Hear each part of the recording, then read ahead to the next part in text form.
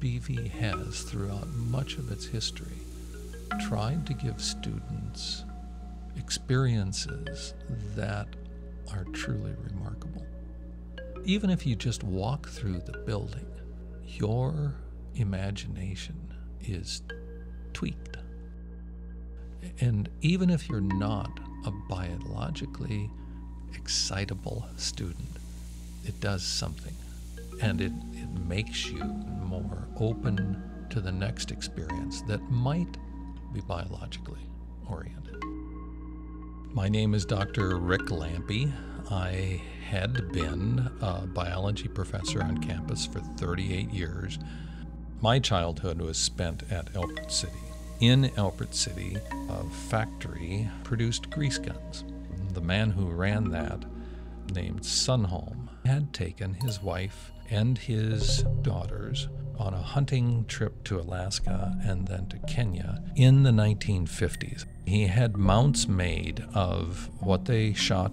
There was a call from Citizens Bank, and Julie Mooney said, the estate needs to handle all those mounts. What do you want to do with them? I said, I'll take them. There were some really nice things, and that started us off. There was a collection in a little town just south of Nashville, Tennessee, that had been given to a library, and they were selling them.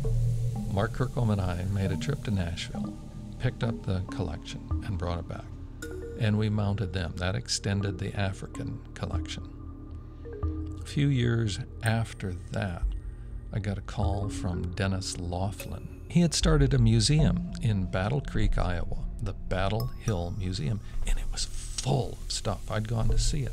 Dennis had made connections with the Henry Dorley Zoo, and through his years, when an animal died at the zoo, he would go get it and then prepare it. He had Bengal tigers. He had an African elephant skeleton, a white rhinoceros skeleton, complete, and a giraffe skeleton, complete. We got 3 complete collections, one an African, one an Alaskan, and one a bird collection. I got 330 game birds, ducks, geese, upland fowl, all kinds of things. If you open up Peterson's Guide to the Birds of North America, turn to the page that shows all the plates of the ducks.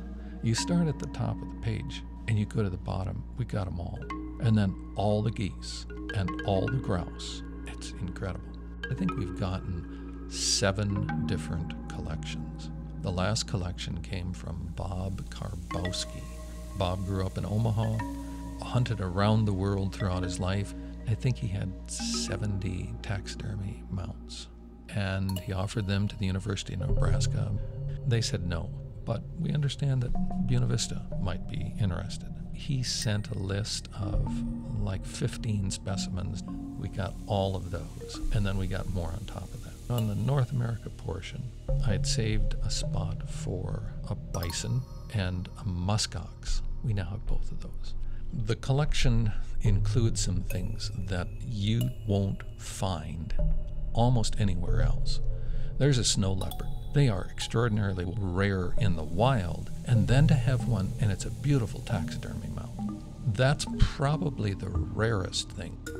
To get students understanding and able to identify many of the organisms enhances their experience. Yes, it gets used in the classroom. I taught a course in evolution.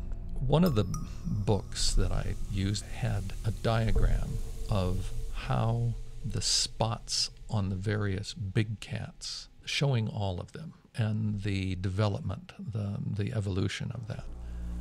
I noticed as I looked at those, I had all but one of the cats. I don't have a cheetah, but I had all the rest of them. And so I got them out. Now, how cool is that? I mean, you look at spots on cats and, okay, after a while it doesn't have any meaning to you if you don't know them. But here, laying in front of you, I mean, they were all there. Now, I don't have all the cats of the world, but we had a lot of them.